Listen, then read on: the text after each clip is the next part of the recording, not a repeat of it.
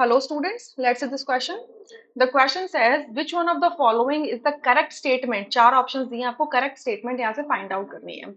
सो पहला कहते हैं, पहला जो ए स्टेटमेंट है that HCO3 minus is the conjugate base of CO3 2 minus.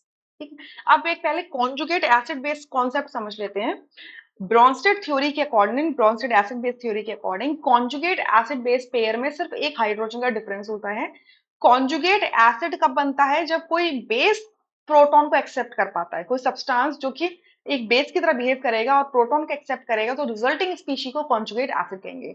Similarly जो एसिड होता है, जब वो एक प्रोटॉन रिलीज कर देता है, तो रिजल्टिंग स्पीशी को कॉन्जुगेट बेस कहते हैं. क्लियर?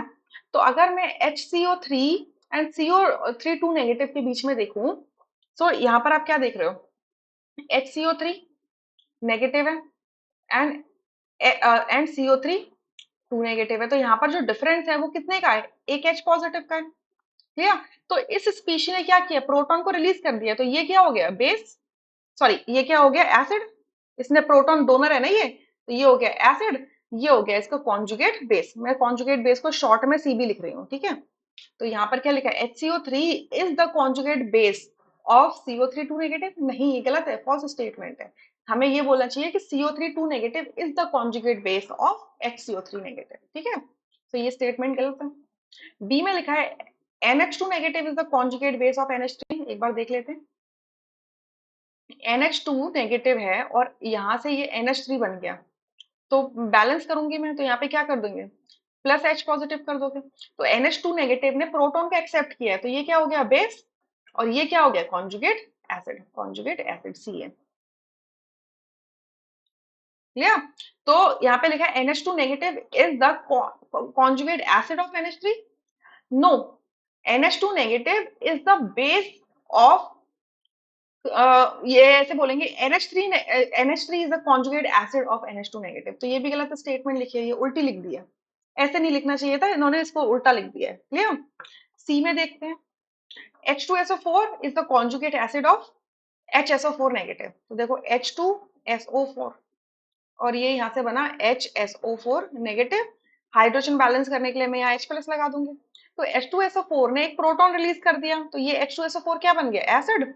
और HSO4 नेगेटिव क्या बन गया? Conjugate base. तो HSO4 negative is the conjugate base of H2SO4. ठीक है, ऐसा बोल सकते हैं. या फिर हम क्या बोल सकते हैं? यहाँ पे कॉन्जुगेट बेस बोल रहे हैं. अब अगर एसिड की टर्म्स में बोलूं, तो मैं इसको क्या लिख सकती हूँ? आपका H2SO4 is a conjugate acid of HSO4. मैं इसको ऐसे भी लिख सकती हूँ, HSO4 जो है नेगेटिव, जो H प्लस एक ले ले तो क्या बना देगा? H2SO4 बना देगा. ठीक है, तो अगर मैंने इसको उल्टा करके लिख दिया, तो ये हो गया हमारा क्या? बेस. और ये क्या हो गया? हमारा एसिड. ठीक है, तो अब मतलब एसिड हो गया, तो ये इसको कॉन्जुगेट एसिड बोल देंगे. सिंपल एसिड नहीं बोलेंगे, कॉन्जुगेट एसिड बोलेंगे. So H2SO4 is the conjugate acid of HSO4 negative. So बिल्कुल ट्रू स्टेटमेंट है यहाँ पे. क्लियर? अच्छा, तो ये आपका सी ऑप्शन करेक्ट है. अब डी में देखो. NH3 is the conjugate base of NH2 negative. अब यहाँ पे बी वाला का रिएक्शन मैंने ऑलरेडी लिखा हुआ है.